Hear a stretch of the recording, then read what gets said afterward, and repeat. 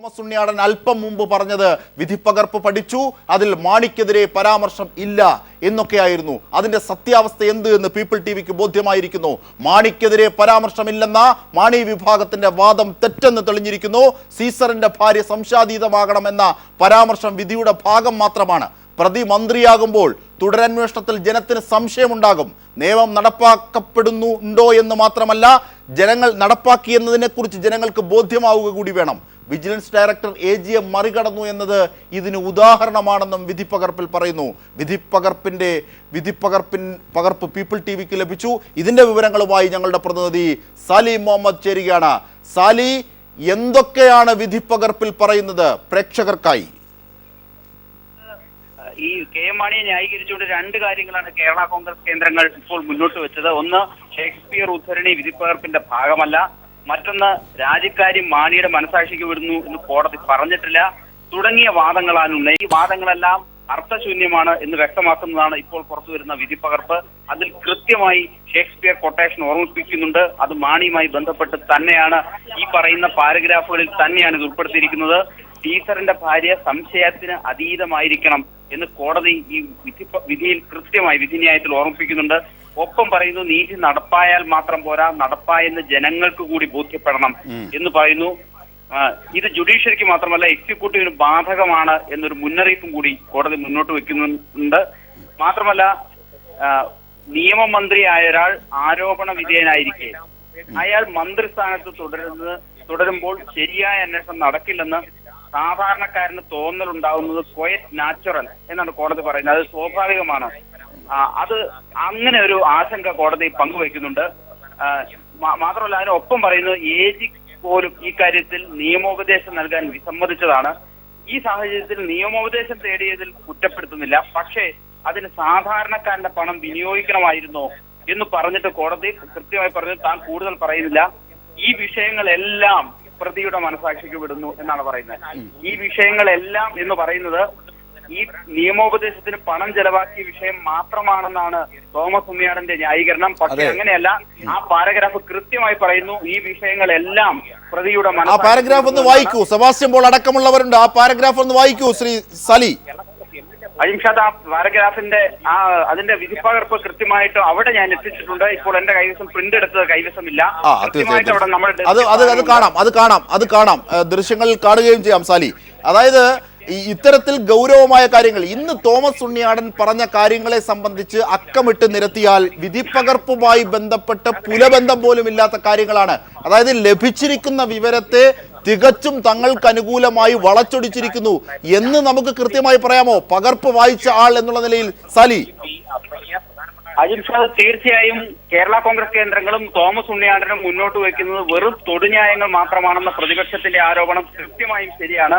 ഈ വിധിന്യായത്തിൽ വളരെ വ്യക്തമായി കോടതി ഇത് KM മാണിയെ ഉദ്ദേശിച്ച് തന്നെയാണ് എന്ന് മനസ്സിലാകുന്ന രീതിയിൽ വ്യക്തമായി തന്നെ പറയുന്നുണ്ട്. ഈ സീസറിന്റെ ഭാര്യ സംശയത്തിന് അതീതയായിരിക്കണം എന്ന കൊട്ടേഷൻ കൃത്യമായി അതിന്റെ അവസാനത്തെ പാരഗ്രാഫിൽ സൂചിപ്പിക്കുന്നു.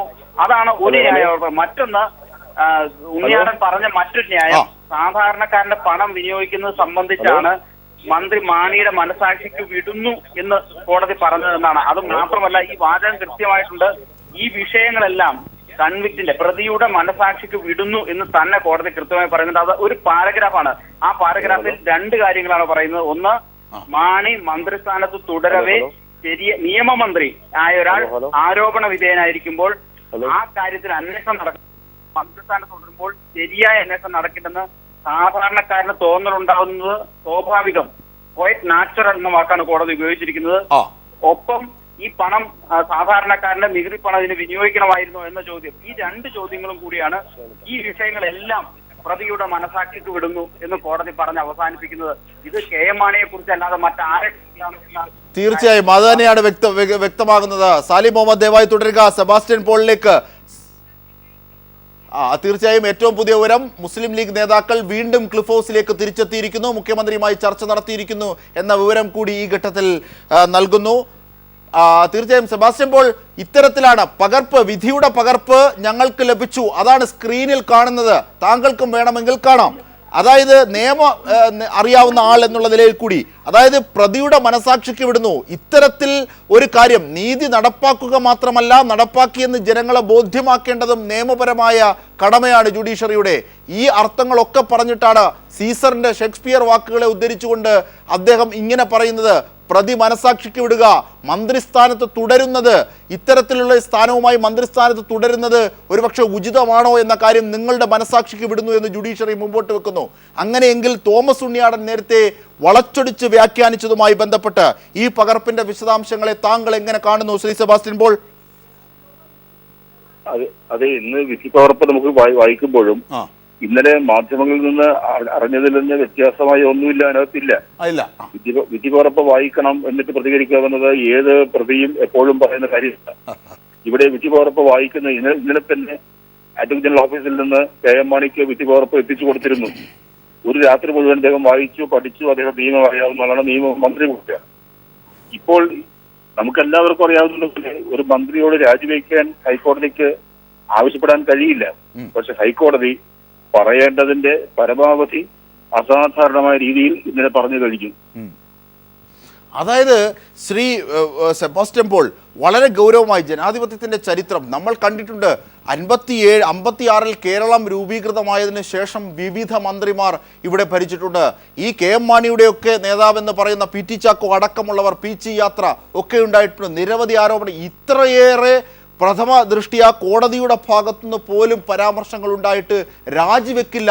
അതിന് വിധിപ്പകർപ്പിനെ, ഇപ്പോൾ പീപ്പിൾ TVക്ക് ലഭിച്ച ആ ദൃശ്യങ്ങൾ കാണാം, വിധിപ്പകർപ്പിനെ പോലും വളച്ചൊടിക്കുന്ന രീതിയിലേക്ക് കാര്യങ്ങൾ നയിക്കുന്നു. ഒരു ഭരണവ്യവസ്ഥ ഇവിടെ നിലനിൽക്കുന്നില്ലേ? വെള്ളരിക്ക പട്ടണമാണോ ഇത് എന്ന് ആരെങ്കിലും സംശയിച്ചാൽ ആ പൗരന്റെ സംശയത്തോട്, അതാണ് ഒരുപക്ഷെ കോടതി പറഞ്ഞത്, ബോധ്യമാക്കണം ജനങ്ങളെ എന്ന്. അതെ, അതോ ഞാൻ പറഞ്ഞത്, ഒരു കോടതിയും ഇത്ര ശക്തമായി ഒരു മന്ത്രിയോട് രാജിവെച്ച് പുറത്തു പോകാൻ പറയാറില്ല. അങ്ങനെ പരസ്യമായി പ്രത്യക്ഷമായി പറയാൻ കഴിയാത്തത് കൊണ്ടാണ് പരോക്ഷമായി ആ സന്ദേശം നൽകുന്നത്. ആ സന്ദേശം മാണി ഉൾക്കൊള്ളുന്നില്ലെങ്കിൽ കേരളത്തിലെ ജനങ്ങൾ അത് മനസ്സിലാക്കുന്നുണ്ട്.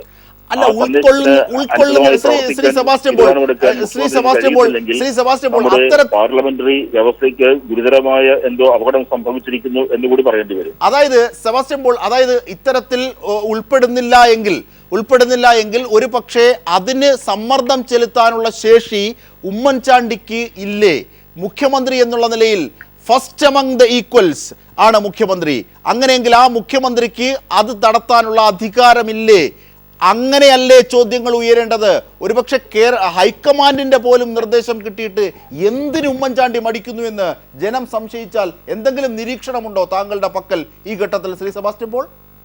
അത് KM മാണിയെ പോലെയുള്ള മന്ത്രിമാർ ഉണ്ടാകാനുള്ള സാധ്യത കണ്ടുകൊണ്ടാണ് ഭരണഘടനയിൽ മന്ത്രിയെ ഡിസ്മിസ് ചെയ്യുന്നതിനുള്ള വ്യവസ്ഥ ഉൾപ്പെടുത്തിയിരിക്കുന്നത്. മുഖ്യമന്ത്രി ഉപദേശിച്ചാൽ ഗവർണർ ആ മന്ത്രിയെ ആ നിമിഷം ഡിസ്മിസ് ചെയ്യും. പക്ഷെ അങ്ങനെ ഗവർണറെ ഉപദേശിക്കാനുള്ള പ്രാപ്തി ഇല്ലാത്ത മുഖ്യമന്ത്രി ആയിരിക്കുന്നത് ഇവിടെ. മുഖ്യമന്ത്രിയുടെ പ്രാഥമികമായ കടമ എന്താണ്? തന്റെ സർക്കാരിനെ നിലനിർത്തുക എന്നുള്ളതാണോ, അതോ ഭരണഘടന സംരക്ഷിക്കുക, ഭരണഘടനയെ ആദരിക്കുക എന്നുള്ളതാണോ? ഇവിടെ താൻ എന്ത് വില കൊടുത്തും തന്റെ സർക്കാരിനെ അടുത്ത 6 മാസം കൂടി നിലനിർത്തും, അതാണ് തന്റെ പ്രാഥമികമായ ഉത്തരവാദിത്വം എന്ന് ഉമ്മൻചാണ്ടി കരുതുന്നുണ്ടെങ്കിൽ അദ്ദേഹത്തിന് തെറ്റിപ്പോയി എന്ന് കേരള ജനത 2 ദിവസം മുമ്പ് പ്രഖ്യാപിച്ചു കഴിഞ്ഞു. ആ പ്രഖ്യാപനം ഇനിയും ഉണ്ടാകും. അതായത് ശ്രീ സെബാസ്റ്റ്യൻ പോൾ, KM മാണി ചോദിക്കുന്ന ചില ചോദ്യങ്ങൾക്ക് ആ അർത്ഥത്തിൽ പ്രസക്തിയുണ്ട്. അതായത് പീപ്പിൾ TV തന്നെ കൊണ്ടുവന്ന സോളാർ കേസ്, അതിൽ നിങ്ങൾ എന്തുകൊണ്ട് രാജിവെച്ചില്ല? ഇത്രയേറെ പ്രശ്നങ്ങൾ ഉണ്ടാക്കി. ജോപ്പനും ജിക്കുമോനും അടക്കമുള്ള പേരുകൾ മലയാളി കാണാതെ പറയുന്ന തരത്തിലേക്ക് കാര്യങ്ങൾ പോയി. മുഖ്യമന്ത്രിയുടെ ഓഫീസിന്റെ CCTV ക്യാമറ ദൃശ്യങ്ങൾ പോലും ഇടയ്ക്ക് അപ്രത്യക്ഷമാകുന്നു. ഇങ്ങനെ ഒരു കാര്യം, ഒരു സ്ത്രീ മുഴുവൻ ഫ്രീസ് ചെയ്യുന്ന ഇതിലേക്ക് കാര്യങ്ങൾ നിങ്ങൾ രാജിവെച്ചോ? ഇല്ല. ഇതേ കേസ് തന്നെ K ബാബുവിനെതിരെ ഉണ്ടായി. നിങ്ങൾ K ബാബുവിനെ കൊണ്ട് രാജി എഴുതിപ്പിച്ചോ? കുക്ക് വെരിഫിക്കേഷനിലൂടെ K ബാബുവിനെ കുറ്റമോചനാക്കുകയല്ലേ ചെയ്തത്? രമേശ് ചെന്നിത്തല, VS ശിവകുമാർ അടക്കമുള്ളവരുടെ പേരുകൾ ബിജു രമേശ് പറഞ്ഞില്ലേ എന്നൊക്കെ മാണി പറഞ്ഞാൽ ഉമ്മൻചാണ്ടി എന്ത് മറുപടി പറയും? ശരിയല്ലേ മാണി ചോദിക്കുന്നത്? ശ്രീ സെബാസ്റ്റ്യൻ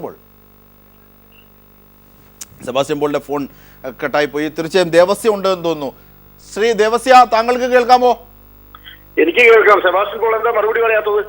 അതായത് സെബാസ്റ്റ്യൻ പോളിന്റെ ഫോൺ സാങ്കേതികമായി കട്ട് ചെയ്തു പോയതാണ്. അതായത് പ്രധാനമായും ഇത്തരത്തിലുള്ള കാര്യങ്ങൾ ശ്രീ ദേവസ്യ ഒരു കാര്യം ആലോചിക്കുക.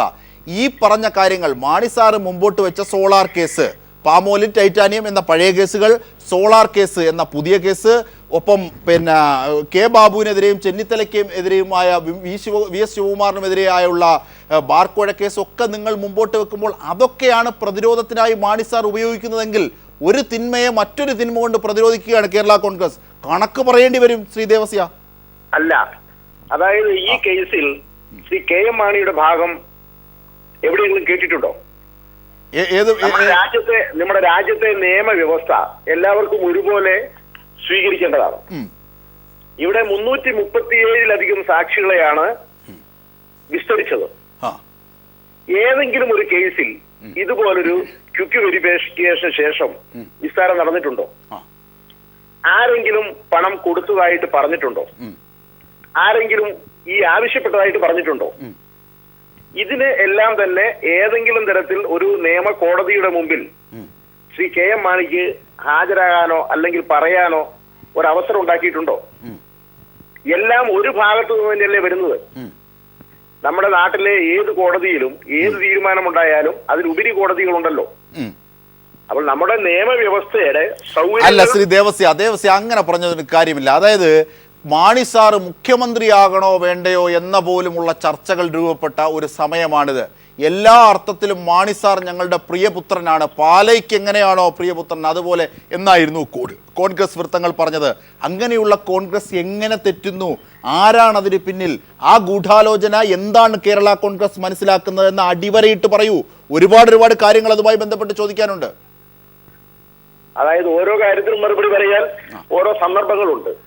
ഇതിലുള്ള ഗൂഢാലോചന ഞങ്ങൾ പറഞ്ഞു കഴിഞ്ഞു. ആ ഗൂഢാലോചന ഞങ്ങൾ വെളിപ്പെടുത്തും. അതിനുള്ള സന്ദർഭം ഇപ്പോഴല്ല. അതാണ് അതിനെ സംബന്ധിച്ച് പറയാനുള്ളത്. തീർച്ചയായും ദേവസ്യ സെബാസ്റ്റ്യൻ പോൾ എത്തിയിരിക്കുന്നു. വീണ്ടും ശ്രീ സെബാസ്റ്റ്യൻ പോൾ, താങ്കൾ മറുപടി പറയാതെ പോയി എന്നാണ് ദേവസ്യ തെറ്റിദ്ധരിച്ചത് ഫോൺ കട്ടായപ്പോൾ. അതായത് കെ എം മാണി വിഭാഗം ചോദിക്കുന്ന സംശയങ്ങൾ കെ ബാബുവിനെതിരെ, ചെന്നിത്തലയ്ക്കെതിരെ, വി എസ് ശിവകുമാറിനെതിരെ ഒക്കെ ഇതേ കേസ് തന്നെയല്ലേ രൂപപ്പെട്ടത്? പീപ്പിൾ ടി വി തന്നെയാണ്, ബിജു രമേശ് തന്നെയാണ് ഈ സംഭവങ്ങൾ പീപ്പിൾ ടി വിയിലൂടെ വെളിപ്പെടുത്തിയത്. മാണി ചോദിക്കുകയാണ്. പിന്നീട് solar case, People T V കൊണ്ടുവന്ന മറ്റൊരു വാർത്തയാണ് സോളാർ കേസ്. അതുമായി ബന്ധപ്പെട്ട് സെക്രട്ടേറിയറ്റ് തന്നെ ഫ്രീസ് ചെയ്യുന്ന തരത്തിലേക്ക് പ്രതിപക്ഷ ഉപരോധം വരെ പുരോഗമിച്ചതാണ്. എന്നിട്ടൊന്നും ഉമ്മൻചാണ്ടി രാജിവെച്ചില്ലല്ലോ, പിന്നെ എനിക്ക് മാത്രം എന്ത് മറ്റൊരു നീതി എന്ന് കെ എം മാണി ചോദിച്ചാൽ ഒരുപക്ഷെ അത് ശരിയല്ലേ എന്നൊരു സംശയം. സെബാസ്റ്റ്യൻ പോൾ. യാത്ര ചെയ്യുന്നതാണ് സിഗ്നൽ മുറിഞ്ഞു പോയത്. ചോദ്യം എനിക്ക് മനസ്സിലായി. സത്യത്തിൽ ഈ ചോദ്യം ഉണ്ടാകുന്നതിന് മുമ്പ് തന്നെ മനസ്സുകൊണ്ട് എന്റെ നിലപാട് കെ എം മാണിക്ക് അനുകൂലമാക്കിക്കൊണ്ടിരിക്കുകയാണ്. കാരണം കെ എം മാണി ചോദിക്കുന്ന ചോദ്യങ്ങൾ അത് പ്രസക്തമാണ്. ഇപ്പോൾ അദ്ദേഹം കോടതി വിധിയുടെ വ്യാഖ്യാനത്തോട് എനിക്ക് യോജിപ്പില്ലെങ്കിലും കെ എം മാണിക്ക് വേണ്ടി ഇപ്പോൾ ഉന്നയിക്കപ്പെടുന്ന ചോദ്യങ്ങൾ പ്രസക്തിയുള്ളത് തന്നെയാണ്. ഞാൻ അതുകൊണ്ട് നേരത്തെ സൂചിപ്പിച്ചത് കെ എം മാണിയെ കൊണ്ട് രാജിവെപ്പിക്കുക എന്നതിനേക്കാൾ ഉപരിയായി മുഖ്യമന്ത്രി രാജിവെക്കുക എന്നാണ് ഈ പ്രതിസന്ധി പരിഹരിക്കുന്നതിനുള്ള മാർഗം. കാരണം കെ എം മാണി ഈ വിഷയത്തിൽ രാജിവെക്കണം എന്നുണ്ടെങ്കിൽ വെക്കണം എന്ന് തന്നെയാണല്ലോ ഹൈക്കോടതിയിൽ സൂചിപ്പിക്കുന്നത്. 10 വട്ടം ഉമ്മൻചാണ്ടി രാജിവെക്കേണ്ടത് ഇതിനു മുമ്പ്. കാരണം കൂടുതൽ ഗുരുതരമായ ആക്ഷേപങ്ങളും ആരോപണങ്ങളും ധാർമ്മികതയ്ക്ക്, രാഷ്ട്രീയ ധാർമ്മികത, വ്യക്തിപരമായ ധാർമ്മിക മാത്രമല്ല, വ്യക്തികളുടെ സദാചാര ബോധത്തിന് ഒക്കെ നിരക്കാത്ത എത്രയോ കാര്യങ്ങൾ നമ്മൾ കേട്ടുകഴിഞ്ഞു. ഈ അഴിമതിക്കെല്ലാം കുടപിടിക്കുകയും അവരെല്ലാം സംരക്ഷിക്കുകയും ചെയ്തത് ഉമ്മൻചാണ്ടി ആയിരുന്നില്ലേ? ഉമ്മൻചാണ്ടിയുടെ സഹമന്ത്രി കെ ബാബു ഈ വിഷയത്തിൽ മാണിയേക്കാൾ ഗുരുതരമായ കുറ്റം ചെയ്തിട്ടുള്ള ആളാണ്. അപ്പോൾ ബിജു രമേശ് മാണിക്കെതിരെ പറഞ്ഞത് നമുക്ക് വിശ്വസനീയമാണെങ്കിൽ എന്തുകൊണ്ട് ബാബു ഉൾപ്പെടെയുള്ളവർക്കെതിരെ പറഞ്ഞത് നമുക്ക് വിശ്വസിച്ചുകൂടാ? അതുകൊണ്ട് ഈ സന്ദർഭത്തിൽ ഇനി അധികം കാലമൊന്നും ഈ മന്ത്രിസഭയ്ക്കില്ലല്ലോ, ആയുസ് എണ്ണപ്പെട്ട് കഴിഞ്ഞു. മാസങ്ങളേ ഉള്ളൂ. ഉമ്മൻചാണ്ടി രാജിവെച്ച് മാതൃകാപരമായി പുറത്തേക്ക് പോവുക എന്നുള്ളതാണ് ഈ പ്രതിസന്ധി പരിഹരിക്കുന്നതിനുള്ള മാർഗം. പക്ഷേ ലീഡർ എന്ന വൈകാരികമായി തന്നെ കോൺഗ്രസ്സുകാർ കാണുന്ന ലീഡറുടെ അനുഭവം കാവ്യാത്മകമായി ഒരുപക്ഷെ തിരിച്ചടിക്കുകയാണ്. കാവ്യനീതി എന്നോണം ഉമ്മൻചാണ്ടിക്ക് മുന്നിലേക്ക്. അത് ഉമ്മൻചാണ്ടിക്ക് അറിയാം. ശ്രീ സെബാസ്റ്റ്യൻ പോൾ, ചരിത്രത്തിനും കാലത്തിനും അങ്ങനെയുള്ള പ്രത്യേകതകളുണ്ട്. കാവ്യനീതി എന്ന് പറയുന്നത് അത് വളരെ പുരാതനമായൊരു തത്വമാണ്. അപ്പോൾ ചില കണക്കുകൾ ഉമ്മൻചാണ്ടിക്കെതിരെയും തീർക്കേണ്ടതുണ്ട്. അത് കോൺഗ്രസിനോ രാഷ്ട്രീയക്കാർക്കോ അല്ല, കാലത്തിനും തീർക്കേണ്ടതായിട്ടുണ്ട്. കാലം ആ കണക്ക് തീർത്തുകൊണ്ടിരിക്കുന്ന അസുലഭമായ ഒരു സന്ദർഭത്തിലൂടെയാണ് നമ്മൾ കടന്നുപോയിക്കൊണ്ടിരിക്കുന്നത്. ദേവസ്യ, സെബാസ്റ്റ്യൻ പോൾ അങ്ങനെ വിലയിരുത്തുമ്പോൾ തീർച്ചയായും വിമർശനാത്മകമായ ഒരുപാട് വശങ്ങൾ അതിലുണ്ട്. അതൊരു പക്ഷേ കേരള സമൂഹം ഇന്ന് ചർച്ച ചെയ്യുന്നതിൻ്റെ പരിച്ഛേദം കൂടിയാണ്. ഇത്തരത്തിൽ ഒരുപാട് കാര്യങ്ങൾ ഉമ്മൻചാണ്ടിക്കെതിരെ ഉണ്ടാകാം, കോൺഗ്രസ്സുകാർക്കെതിരെ ഉണ്ടാകാം. പക്ഷേ ഇപ്പോൾ കോടതിയുടെ പരാമർശങ്ങളിൽ ഏറ്റവും നിഴലിച്ചു നിൽക്കുന്നത്, വസ്തുതകളുടെ അടിസ്ഥാനത്തിൽ ധാർമ്മികത പാലിക്കാൻ ഏറ്റവും അടിയന്തരമായി നിൽക്കുന്നത് കെ എം മാണിയാണ്. അങ്ങനെയെങ്കിൽ കെ എം മാണി രാജിവെച്ച ശേഷം, അല്ലെങ്കിൽ ഉമ്മൻചാണ്ടിക്കെതിരെയുള്ള കൃത്യമായ തെളിവുകളുമായി രംഗത്തെത്തണം. ഇങ്ങനെയുള്ള നടപടികളാണ് നിങ്ങൾ ആലോചിക്കേണ്ടത് എന്നുകൂടി സെബാസ്റ്റ്യൻ പോൾ പറയുന്നതിൽ അർത്ഥമുണ്ട്. അല്ലാതെ ഈ തെറ്റിനെ മറ്റൊരു തെറ്റുകൊണ്ട് മറയ്ക്കുകയല്ല ചെയ്യേണ്ടത്. ഇവിടെ തെറ്റിന്റെ പ്രശ്നം വന്നിട്ടില്ലല്ലോ. തെറ്റും ശരിയും നിർണ്ണയിക്കുന്ന അവസാന വിധിയാണോ ഇത്? തീർച്ചയായും ഞാൻ ഒരു സംശയം ശ്രീ ദേവസ്യ, കോടതിയുടെ പരാമർശങ്ങളെ, വിധിയെ നിങ്ങൾ വളച്ചടിക്കുമ്പോൾ ഗുരുതരമാണത്. കേരള സമൂഹത്തിൽ വളരെ ദീർഘമായ രീതിയിലുള്ള ചർച്ചകളിലേക്ക് അതൊക്കെ പോകും. ഒരുപക്ഷെ മാണി സാറിന് വേണ്ടി തോമസ് ഉണ്ണിയാടൻ ഇപ്പോൾ പറഞ്ഞ കാര്യങ്ങളൊക്കെയും ഒരുപക്ഷെ ഞങ്ങൾക്ക് ലഭിച്ച വിധിപ്പകർപ്പ് അടക്കം പരിശോധിക്കുമ്പോൾ നേരെ വിപരീതമാണ്. പ്രതിയുടെ മനസാക്ഷിക്ക് വിടുന്നു. കുറ്റാരോപിതനായ ഒരാൾ ഇത്തരത്തിൽ മന്ത്രിസ്ഥാനം പോലെ ഒരു അധികാര പദത്തിൽ തുടരുന്നത് എത്രത്തോളം ഗൗരവമാണ്. നീതി നടപ്പാക്കുക മാത്രമല്ല, നടപ്പാക്കിയെന്ന് ജനങ്ങൾക്ക് ബോധ്യമാകണം. ഇതിൽ കൂടുതൽ എന്ത് വാക്കാണ് ഒരു കോടതിക്ക് ഈ ഘട്ടത്തിൽ പറയാനാകുന്നത്?